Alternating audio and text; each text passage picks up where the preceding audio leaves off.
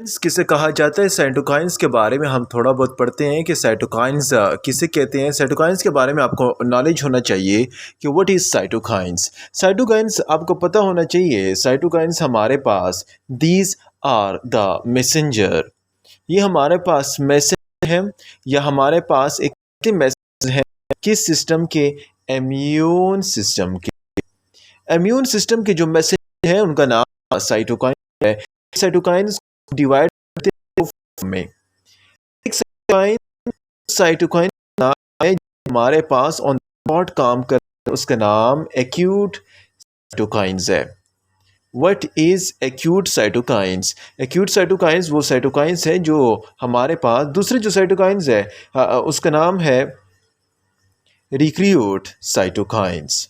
अभी recruit cytokines कौन से हैं और एक्यूट साइटोकाइन्स कौन से हैं, तो वो उसके बारे में हम पढ़ रहे हैं। एक्यूट साइटोकाइन्स हर वो साइटोकाइन्स का नाम है जो हमारे पास क्विक रिस्पॉन्स देता है। जौन सा साइटोकाइन्स आपको क्विक रिस्पॉन्स देगा वो कौन सी कैटेगरी में आएगा? एक्यूट साइटोकाइन्स की कैटेगरी में आएगा। एक्यूट साइटोकाइन्स में अगर मैं बात करूँ तो इसमें आता है इंटरल्यूकिन 1, इंटरल्यूकिन 6 और ट्यूमर नेक्रोसिस फैक्टर अल्फा। जबकि रिक्रूट साइटोकाइन्स की मैं अगर बात करूं तो वो साइटोकाइन्स हैं जो हमारे पास ऑन द स्पॉट काम नहीं करते। इसमें क्या क्या आता है? इनमें आता है इंटरल्यूकिन 8 और इंटरल्यूकिन 12। तो ये दो ऐसे साइटोकाइन्स हैं जो रिक्रूट में आते हैं और जो 3 साइटोकाइन्स हैं वो हमारे पास एक्यूट साइटोकाइन्स में आते हैं और क्विक रिस्पॉन्स देते हैं। अभी इन दोनों में से एक्यूट इंटरल्यूकिन 6, 1 और ट्यूमर नेक्रोसिस फैक्टर, इनमें इंटरल्यूकिन 1 और ट्यूमर नेक्रोसिस फैक्टर का मोस्ट प्रॉबली फंक्शन क्या है? इन दोनों का फंक्शन सिमिलर है। कहाँ पर डिफरेंट है वो मैं फिर आपको स्टेप वाइज समझाऊंगा। अभी यहाँ पर आप देखते जाएं कि ट्यूमर नेक्रोसिस फंक्शन और इंटरल्यूकिन 1 का फंक्शन मोस्ट प्रॉबली क्या है? सिमिलर है। ये क्या करते हैं? पहला फंक्शन इनका ये है कि ये फीवर काज करते हैं। जो है आपकी बॉडी में ये सिक्रीट होते हैं इन्फ्लेमेशन के वक्त, ये डायरेक्ट इनडायरेक्ट फीवर काज करते हैं। फीवर कैसे काज करते हैं? ये फैक्टर जाएंगे हमारे सीएनएस सिस्टम को। सीएनएस में क्या मौजूद है? सीएनएस में हमारे पास ब्रेन मौजूद है। ब्रेन में जाएंगे, ब्रेन में जाकर वहाँ पर ब्रेन में एक पोर्शन है उसका नाम है हाइपोथैलेमस। वहाँ पर हाइपोथैलेमस के पोर्शन पर जाएंगे। हाइपोथैलेमस के पोर्शन पर जाने के साथ वहाँ पर एक्टिवेट करेंगे क्या? It will activate what? It will activate cyclo ऑक्सीजिनेज।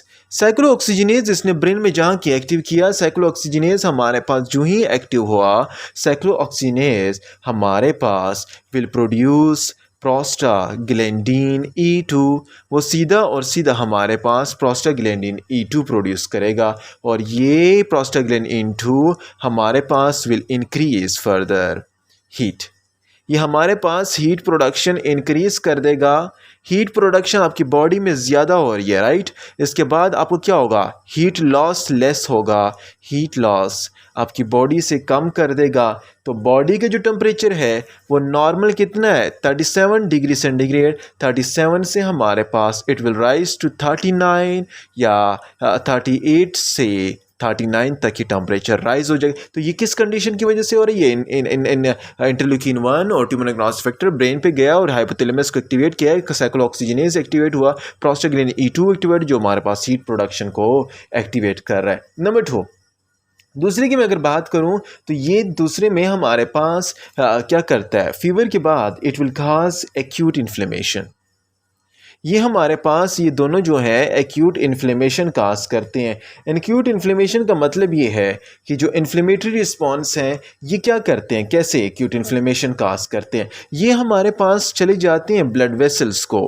ये डिफरेंट फैक्टर जो हैं ये ब्लड वेसल तक चले जाते हैं। ब्लड वेसल्स के अंदर हमारे पास, हमें पता था कि ब्लड वेसल्स के अंदर हमारे पास एक सेल्स हैं जिन सेल्स का नाम है क्या सेल्स? जिन सेल्स का नाम है एंडोथेलियल सेल। एंडोथेलियल सेल्स के अंदर चले गए। एंडोथेलियल सेल के साथ साथ यहाँ पर ब्लड सेल के दरमियान पेरीसाइट सेल मौजूद होते हैं। तो ये ब्लड सेल के अंदर जो हमारे पास पेरीसाइट्स, ब्लड कैपिलरी की वाल में पेरीसाइट सेल्स हैं, इन पेरीसाइट सेल के दरमियान जो गैप है, इस गैप को क्या करता है? इस गैप को इंक्रीज करता है। जब इस गैप को इसने इंक्रीज किया, ये दो सेलों के दरमियान जो गैप है ये पेरिसाइड सेल को क्या करेगा, कंट्रैक्ट करेगा। जब पेरिसेल कंट्रैक्ट हुए, ये एंडोथेलियल सेल की वजह से हमारे पास ये पेरिसेल क्या हुए, कंट्रैक्ट हुए, ये गैप क्या हो गया, नंबर फर्स्ट वन पे गैप इंक्रीज हो गया, राइट। गैप इंक्रीज हो गया तो उसकी वजह से हमारे पास लीकेज होगा, लीकेज ऑफ फ्लूइड। हमारी बॉडी ब्लड में जो फ्लूइड है वो लीकेज हो जाएगा, बाहर चला जाएगा, और बाहर चलने के साथ ही हमारे पास ये क्या कर देगा, एक्स्ट्रा सेलुलर एडिमा काज कर देगा। तो देखें, ब्लड में अपने ब्लड वेसल्स के ब्लड के अंदर हमारे पास ब्लड के डिफरेंट सेल्स जा रहे हैं, डिफरेंट सेल्स जा रहे हैं। इसने क्या किया, यहाँ पर इन्फेक्टर्स ने पेरिसाइड को कंट्रैक्ट किया और गैप को क्रिएट किया, और उसके साथ साथ लीकेज ऑफ फ्लूइड हो गया, जिसकी वजह से हमारी बॉडी में क्या जनरेट हो रहा है, हमारी बॉडी में एडिमा जनरेट हो रहा है। अभी याद रहे कि जो न्यूट्रोफिल्स ये यहाँ पर मौजूद है, ये न्यूट्रोफिल्स हमारे पास क्या जा रहे हैं, ये न्यूट्रोफिल्स फास्ट मूविंग है। ये न्यूट्रोफिल्स क्या है, ये न्यूट्रोफिल्स फास्ट मूविंग है। तो फास्ट मूविंग को कम करने के लिए, इसकी स्पीड को डिक्रीज करने के लिए हमारे पास क्या होगा, हमारे पास ये होगा कि ये इंटरल्यूकिन 1 है और ट्यूमर नेक्रोसिस फैक्टर इसके अंदर यहाँ पर क्या लगा देंगे, इट विल प्रोड्यूस सिलेक्टिन। ये हमारे पास अंदर सिलेक्टिन लगा देंगे, तो सिलेक्टिन जो ही प्रोटीन चैनल एक्टिवेट लगे हुए, तो जो न्यूट्रोफिल्स की जो स्पीड थी इनके लगने के पास, इसकी स्पीड क्या हो गई, speed get decreases, speed decrease हो गई, और आराम से न्यूट्रोफिल्स क्या चले जाएंगे, neutrophil will secrete outside the blood vessels. जो ब्लड वेसल है उससे हमारे पास आउटसाइड चले जाएंगे, न्यूट्रोफिल्स बाहर चले गए, और न्यूट्रोफिल्स जाने के साथ आपको ये कहानी आगे भी पता होनी चाहिए कि यहाँ पर एक तो न्यूट्रोफिल्स गया, पेरिसाइड कंट्रैक्ट हुआ, फ्लूइड आउट गया। अभी आपको दूसरा ये भी पता होना चाहिए कि हमारे जो एंडोथेलियल सेल हैं, इनकी एंडोथेलियल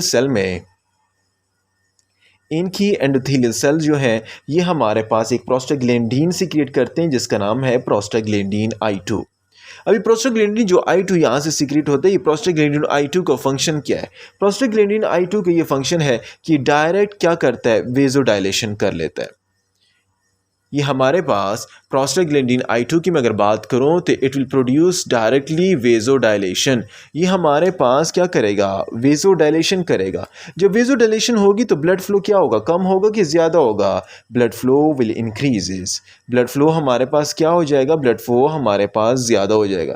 जब ब्लड फ्लो ज़्यादा है तो हमारे पास जो न्यूट्रोफिल्स पहले जा रहे थे, जो मैक्रोफेजेस पहले बाहर जा रहे थे, उनकी अमाउंट भी ज़्यादा हो जाएगी और वो ज़्यादा रिलीज़ होंगे, राइट।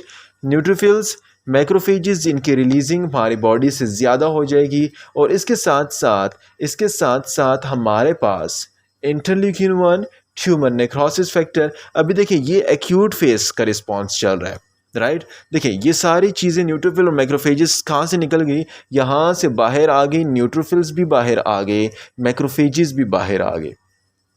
अभी इसको लेके जाना है किधर, इसको लेके जाना है, इन दोनों को लेके जाना है कहाँ पर, इसको लेके जाना है यहाँ पर। ये कौन सी जगह है, ये साइट ऑफ इन्फेक्शन है, साइट ऑफ इन्फेक्शन तक लेके जाना है। अभी ये न्यूट्रोफिल्स और मैक्रोफेजेस को साइट ऑफ इन्फेक्शन तक लेके जाने के लिए एक आला हमारी बॉडी में मौजूद है, उसका नाम है इंटरल्यूकिन 8।